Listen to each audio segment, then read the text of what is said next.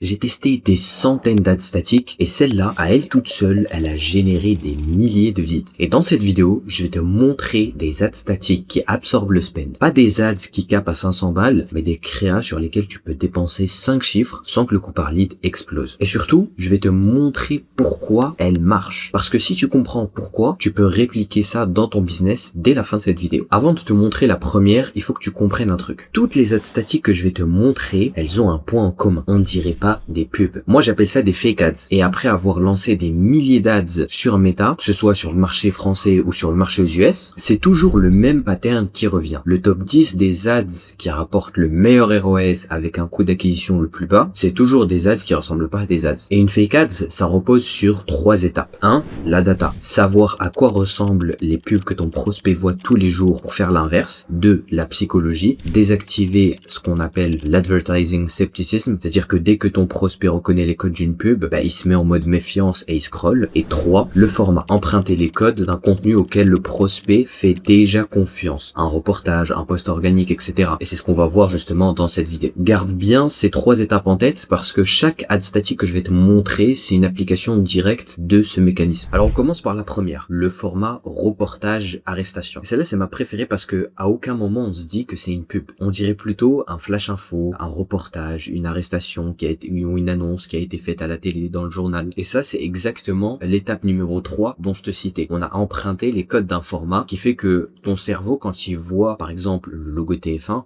là, en l'occurrence, j'ai écrit TF2 sous format un peu parodie et aussi pour pas avoir des soucis avec le média.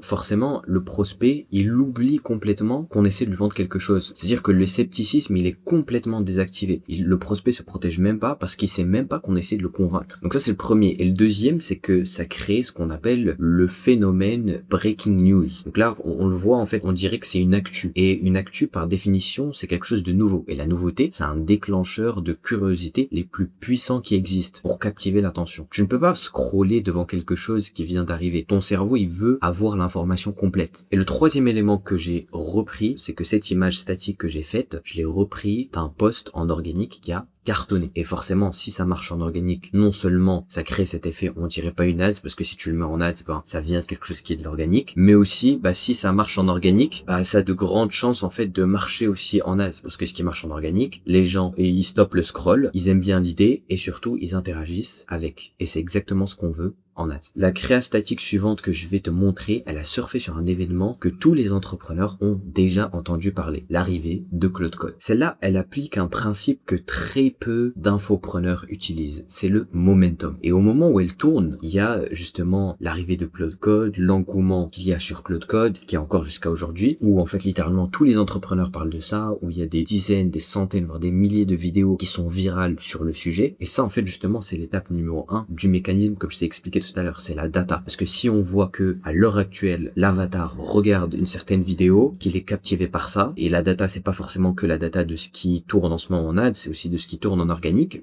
ça veut dire que ça captive l'attention. Donc au lieu d'essayer de captiver l'attention vers directement ton challenge ou ta VSL, etc., non, tu vas plutôt réutiliser quelque chose sur lequel l'avatar, il a déjà les yeux rivés dessus. Et c'est beaucoup plus simple non seulement de captiver l'attention, et après de faire une transition vers ton funnel, etc., avec un call to action. Et c'est exactement ce qu'on a fait sur cette ad statique avec gens qui vendent en fait l'implémentation de webinaires, etc.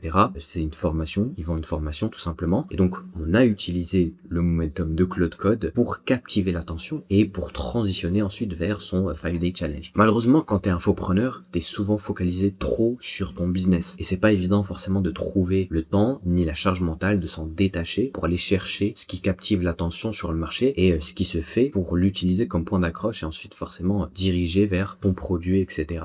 d'une manière totalement nouvelle et faire vraiment des ads complètement différentes de ce que tu as l'habitude de faire. Et c'est pour cette raison que des dizaines d'infopreneurs me font confiance chaque mois pour leur écrire des nouveaux scripts d'ads qui ont le potentiel de battre leur ads winners. Donc si tu veux en savoir plus, tu peux réserver un appel avec moi. Le premier lien est dans la description. Donc là, on passe sur la troisième ad statique. Celle-là, c'est une de mes préférées aussi et une qui est très très simple. Je te laisse juste la regarder. Tu vois, c'est juste un texte simple, blanc, sur un fond noir. Il y a zéro zéro design, il y a zéro logo, il n'y a pas le visage de l'infopreneur, etc. Et c'est exactement pour ça que ça a marché. Si on regarde bien, tu vois, sur les premiers mots, on parle du pote. Et le pote, par définition, c'est quelqu'un en qui on a confiance. Et donc, dès que l'avatar, il voit ça, t'as un pote show en e-commerce, etc. Bah, en fait, par biais d'association, ça ne devient plus une publicité qu'il est en train de lire, une ad statique, mais ça devient plutôt, on te parle de son pote. Donc, forcément, il a beaucoup plus confiance. Ça, c'est le premier élément. Et ça aussi, en fait, cette ad statique-là, je l'ai reprise de une ads winneuse qui avait marché. Et aussi, c'était d'un constat où j'avais remarqué que on avait fait certaines ads vidéo, justement, qui avaient bien marché, où on parlait, où on disait, voilà, t'as 4 fois plus de chances d'être riche que ton meilleur pote, etc., blablabla. Et ça, c'était une ads winneuse. Donc, j'ai repris cette idée-là et j'en ai fait une ad statique. Et résultat, au final, ça a sorti une nouvelle winneuse. Donc ça, c'est le premier élément. Et le deuxième qui a fait que cette ads-là, elle a bien marché, c'est qu'il y a un storytelling. Un storytelling, donc en mode, t'as un pote en e-commerce qui te dit, voilà, je te passe toutes mes infos, etc.,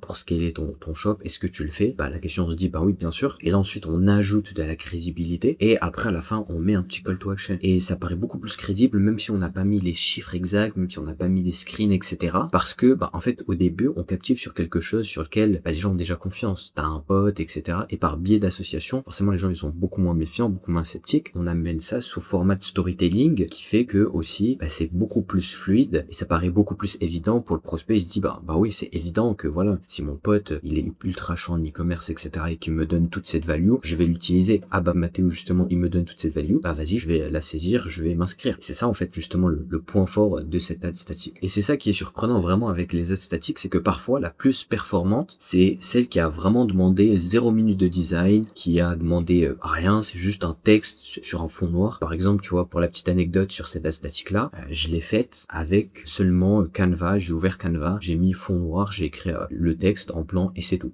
Ça m'a pris littéralement 2 minutes. Bon, là maintenant, il reste une dernière ad statique que je vais te montrer. Et celle-là, je trouve qu'elle est assez maligne parce qu'elle emprunte la crédibilité de quelqu'un d'autre. Mais avant de te la montrer, si t'apprends des choses ultra utiles dans cette vidéo, n'hésite pas à t'abonner. Je fais régulièrement des vidéos où je te partage vraiment ma méthode sur la fake ads et sur comment j'ai aidé des dizaines d'infopreneurs à générer plus de 15 millions d'euros de chiffre d'affaires. Donc la ads numéro 4, c'est la ads journal. Pourquoi un journal ? Pourquoi on a choisi ça? Pourquoi prendre un article de presse? Bah parce que c'est un format qui porte le plus de crédibilité au monde. Depuis qu'on est gamin, depuis que voilà nos parents, nos arrière-grands-parents, etc. Bah, sont gamins, ils ont appris que ce qui est dit dans la journal, c'est une vérité, c'est sérieux, c'est crédible. Et donc ce conditionnement-là, il est ancré de manière profonde dans l'avatar. Et cette statique, en fait, elle détourne entièrement cette chose-là, que ce soit dans la mise en page, dans la colorimétrie, le texte, comment il est affiché, bref, tout, on dirait vraiment un vrai article de presse. Donc ça, c'est le premier. Et le deuxième, c'est aussi, forcément, vu qu'on emprunte les codes d'un média de confiance, le prospect, bah, il a l'impression qu'il lit un article, on dirait pas qu'il est en train de regarder la pub d'un vendeur de formation, etc. Ça, c'est le premier point. Et le deuxième, c'est que, voilà, sur cette ad statique, on peut voir qu'il y a le visage de Yomi. Le visage de Yomi, il a une brand, il est assez connu, etc.